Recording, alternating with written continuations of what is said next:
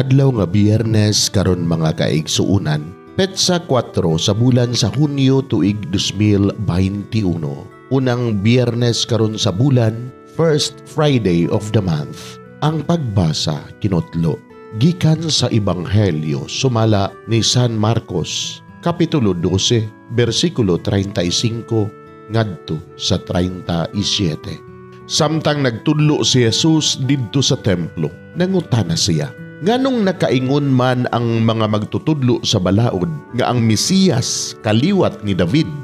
Si David dinasig sa Espiritu Santo miingon, ang Ginoo miingon sa akong Ginoo, lingkod diri sa akong tuo, hangtod nga himuon kong tumbanan mo ang imong mga kaaway. Si David mismo mitawag kaniya Ginoo, busa unsaon man pagkahimo sa Mesiyas nga kaliwat ni David.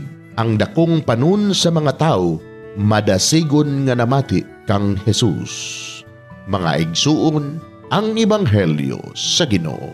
Dayon ikaw, O Kristo.